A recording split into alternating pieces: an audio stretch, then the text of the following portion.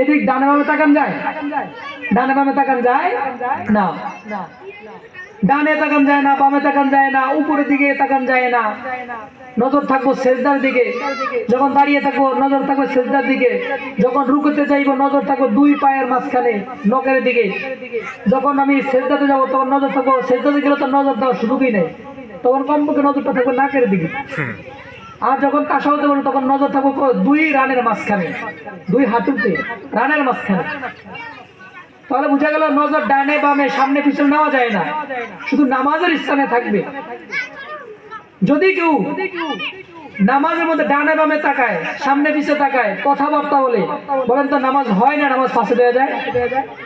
নামাজ কি হয়ে যায়? নামাজ ফাসেদ হয়ে যায়। তার নামাজের ভিতরে যেমন কথা বলা যায় না, ডানে বামে তাকানো যায় না, সামনে পিছনে তাকানো যায় না, তাহলে নামাজের বাহিরে যদি আপনি সব পাইতে চান, মসজিদে আসিয়াও ডানে বামে সামনে পিছে দুনিয়াবি কথাবার্তা বলা যাবে না। তাহলে আপনি ইন্তিজাল সলাতিয়া সলা, নামাজের অপেক্ষা করলে নামাজের সবটা পাইবেন। কথা বলেন ঠিক কিনা? ঠিক। নামাজের মধ্যে যখন কথা বললে সব পাওয়া যায় না, নামাজ হয় না। ডানে বামে তাকাইলে নামাজের সব পাওয়া যায় না, নামাজ হয় না। ঠিক তদ্রূপ নামাজের সব পাইতে হলে, নামাজের সব পাইতে হলে আপনাকে ডানে বামে সামনে পিছনে দুনিয়াবি কথাবার্তা বলা যাবে না। তাহলে আপনি পরিপূর্ণ নামাজের অপেক্ষা করলে নামাজের প্রতিটা মুহূর্ত, প্রতিটা লামহা, প্রতিটা সেকেন্ড আপনি নামাজের সব পাইবেন। কথা বলেন ঠিক কিনা? ঠিক। তাহলে মসজিদে গিয়ে কথা বলা যাবে না। মুসলমান ইমানদার আল্লাহর গোলাম, মসজিদে যখন মুসল্লি যায়, মসজিদে যখন মানুষ যায়, আমরা সবাই মেজবান মেহমান হয়ে মসজিদে যাই। মেজবানকে মেজবানকে আল্লাহর একদল ফেরেশতা আছে। আল্লাহর ফেরেশতা ডাক দিয়ে বলে, যখন কোনো মুমিন মুসলমান মসজিদে গিয়া দুনিয়াবি কথা লিপ্ত হয়ে যায়, তখন ওই গায়েব থেকে আওয়াজ আসে, ওই ফেরেশতা বলে, উসকুত ইয়া হাবিবাল্লাহ, ও আল্লাহর বন্ধু, ও আল্লাহর মেহমান, ও আল্লাহর বন্ধু, তুমি মেহেরবানি করিয়া তুমি চুপ হয়ে যাও। এই মসজিদ কথা বলার জায়গা নয়, মসজিদে বসিয়া দুনিয়াবি রাজনীতি, নোংরা রাজনীতি কথার জায়গা নয়, মসজিদে গীবত শাকাত নিন্দা করার জায়গা নয়, মসজিদ জিকিরের জায়গা, মসজিদ ইবাদতের জায়গা, মসজিদ নামাজের জায়গা। সুতরাং গায়েব থেকে আওয়াজ আসে, উসকুতিয়া হাবিবাল্লাহ, ও আল্লাহর প্রিয় বন্ধু, তুমি মেহেরবানি করিয়া চুপ হয়ে যাও। বলে কে? ফেরেশতা বলে কে? কাকে বলে? বান্দাকে বলে, মুসল্লিকে বলে, ও বান্দা, ও ফেরেশতা। ফেরেশতা বলে মুসল্লি, ও আল্লাহর পেয়ারা হাবিব, তুমি চুপ হয়ে যাও। তুমি কি হয়ে যাও? সে তো আওয়াজ শুনতে পায় না, তার তো অতটুকু অর্জন হয় নাই, গায়েবের আওয়াজ সে শুনতে পায় না, সে কথায় লিপ্ত থাকে। বন্ধু বন্ধুর সাথে কথা কয়, মুসল্লি মুসল্লির সাথে কথা কয়, গীবত শাকাত নিন্দায় লিপ্ত হয়ে যায়। এমনকি মসজিদে বসিয়া বসিয়া দুনিয়ার নোংরা রাজনীতি নিয়ে আলোচনা হয়ে যায়। বর্তমান যে রাজনীতি চলে, এগুলা রাজনীতি না, নোংরা রাজনীতি। বর্তমানে যে সমস্ত রাজনীতি চলে, এগুলা রাজনীতি না, নোংরা রাজনীতি। নোংরা রাজনীতি, কথা বলেন ঠিক কিনা? আগের সেই রাজনীতি এখন না, এখন সব চলে নোংরা রাজনীতি। নোংরা রাজনীতির কারণেই আজকে মারামারি, খুনাখুনি, হানাহানি। কথা বলেন ঠিক কিনা? সুতরাং মসজিদে গিয়া এগুলা বলা যাবে না। বলতে হবে কি? জিকির, ইবাদত, নামাজে মশগুল হয়ে যান।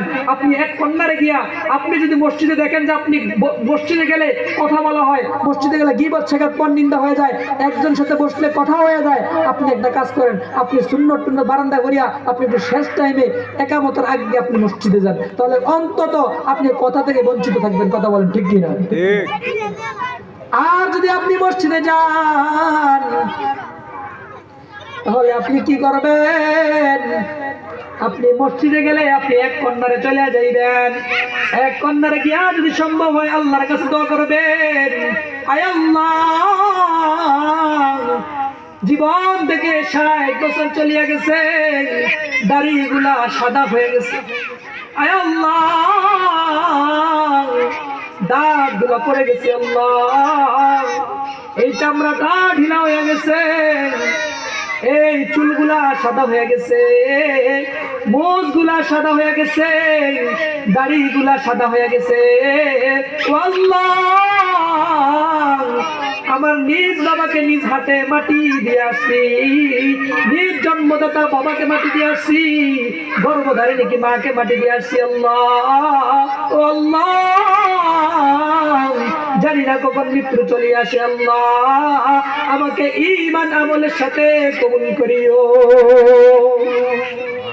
আমার দোয়া করতে হবে, আর দোয়া করতে, আল্লাহ জীবনে অনেক গুনাহ করেছি আল্লাহ, তুমি জানো আর কেউ জানে না, ঠিক কিনা? দরজা বন্ধ করিয়া গুনাহ করেছি, রাতে অন্ধকারে গুনাহ করেছি, লাইট আলো বন্ধ করিয়া গুনাহ করেছি, সবার আড়ালে গিয়া গুনাহ করেছি। ও আল্লাহ, আমার গুনাহের খবর আর কেউ জানে না, আমার গুনার খবর জানেন যিনি তিনি কে? ও আল্লাহ, আমার গুনাহগুলা গোপন রেখেছ, মেহেরবানি করে আমার গুনাহগুলা গোপনে গোপনে মাফ করিয়া দাও। আমি আল্লাহ আপনার কাছে আমি মাফ চাইতেছি আল্লাহ। ও আল্লাহ, আমি গুনাহগারকে মাফ করিয়া দাও। তাহলে 2 মিনিট আছে, তাহলে আল্লাহর কাছে কি করতে হবে? মাফ চাইতে হবে, গুনাহগার হইয়া দোয়া করতে হবে। দোয়া করলে কবুল করবে কে? কবুল করবে কে? আল্লাহ তাআলা। যদি সম্ভব হয় দোয়া করবেন, সম্ভব না হলে এক কোণে দাঁড়ায়া 2 রাকাত নামাজ পড়বেন। কয় রাকাত নামাজ পড়বেন? 2 রাকাত নামাজ পড়বেন। নামাজে দাঁড়ায়া যান, দোয়ায় মশগুল হয়ে যান, তাসবিহ নিয়ে জিকিরে মশগুল হয়ে যান, দেখবেন আপনার সাথে কেউ আর কথা বলবে না। কথা বলেন ঠিক কিনা? যখন আপনি নামাজ পড়লেন না, দোয়ায় মশগুল হইলেন না, জিকিরে ইবাদত করলেন না, নামাজে মশগুল হইলেন না, অন্য ব্যক্তি আপনার পাশে বসিয়া এই এক কথা 2 কথা গীবত শেখাতে লিপ্ত হয়ে যাবে। কথা বলেন ঠিক কিনা? সুতরাং মসজিদে গিয়া নামাজে লিপ্ত থাকতে হবে, জিকিরে লিপ্ত থাকতে হবে, ইবাদত দোয়ায় লিপ্ত থাকতে হবে। তাহলে আমার সময়টা ইবাদতে মশগুল হবে। আর ইবাদতে মশগুল থাকলে নামাজের অপেক্ষা করার কারণে 5 মিনিট 7 মিনিট 10 মিনিট অপেক্ষা করার কারণে এই 10 মিনিট নফল করলে যে সব, ওই সবটা আপনার আমল নামে দিবেন যিনি তিনি কে? আল্লাহ। আল্লাহ তাআলা আমাদেরকে আমল করার তৌফিক দান করুন, সকলে বলি আমিন। এখন নামাজ হবে।